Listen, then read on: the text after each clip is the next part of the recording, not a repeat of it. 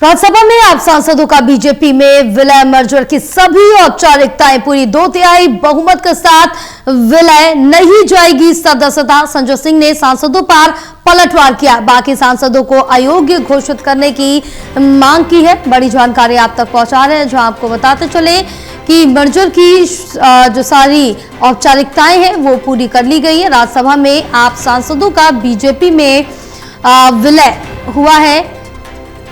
Merger की सभी औपचारिकताएं पूरी कर ली गई है। 2/3 बहुमत के साथ विलय हुआ, सदस्यता नहीं जाएगी। प्रदीप हमारे साथ जुड़े हुए। प्रदीप, कल से जिस तरह से देखिए काफी बड़ा दिन रहा और यहाँ पर एक बड़ा झटका आम आदमी पार्टी को मिला है। और राज्यसभा का जिक्र करें तो अब आप सांसदों का बीजेपी में विलय हो चुका है। बहरहाल एक बयान ये भी सामने आया है कि संजय सिंह ने पलटवार किया सांसदों पर और ये कहा है कि इन सांसदों को अयोग्य घोषित किया जाए। देखिए, बिल्कुल कल का घटनाक्रम और राघव चड्ढा ने जिस तरीके से अगुवाई की और 7 सांसदों के साथ उन्होंने एक मर्ज किया है, विलय किया है बीजेपी के साथ, तो ये घटनाक्रम आम आदमी पार्टी को एक बड़ा झटका देने वाला रहा है। क्योंकि जिस तरीके से सदैव रणनीति के साथ पूरा दल बल कानून को परखते हुए 2/3 का बहुमत जुटाया गया और उसके बाद ये विलय की प्रक्रिया, और उसके बाद हमने बीजेपी दफ्तर में 3 सांसदों को देखा, संदीप पाठक, इसके अलावा राघव चड्ढा, मुकेश मित्तल वहां पहुंचे थे। जबकि ये पूरा घटनाक्रम कहीं ना कहीं हलचल बढ़ाए हुए है।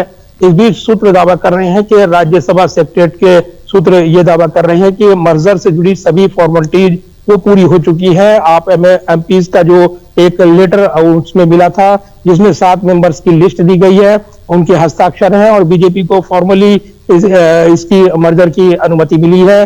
तो पूरे प्रोसेस को राज्यसभा चेयरमैन ने भी मंजूरी दी है। 10वीं अनुसूची में जो प्रोविजन के तहत मर्जर की प्रक्रिया है उसमें 2/3 मेजोरिटी की जरूरत पड़ती है और इसका पालन हुआ है। ये कंडीशन इस मामले में पूरी की गई है और इसलिए डिस्क्वालिफिकेशन का सवाल ही नहीं उठता है। तो ये सूत्र जानकारी दे रही हैं, यानी अयोग्य नहीं ठहराया जाएगा इन सांसदों को। वहीं आम आदमी पार्टी सांसद संजय सिंह ने ये कहा है कि वो राज्यसभा चेयरमैन को चिट्ठी लिख रहे हैं जिसमें राघव चड्ढा, अशोक मित्तल, संदीप पाठक को भारतीय जनता पार्टी में शामिल होने के कारण राज्यसभा की सदस्यता अयोग्य घोषित किया जाए, ये मांग की जाएगी। क्योंकि संविधान की 10वीं अनुसूची में स्वेच्छा से अपनी पार्टी की सदस्यता त्यागने के समान है। क्योंकि यही तीनों चेहरे बीजेपी दफ्तर में नजर आए थे। हालांकि उन्होंने पार्टी की सदस्यता ली या नहीं, ये तस्वीर साफ नहीं है, तो तकनीकी पेच इसमें फंसेगा।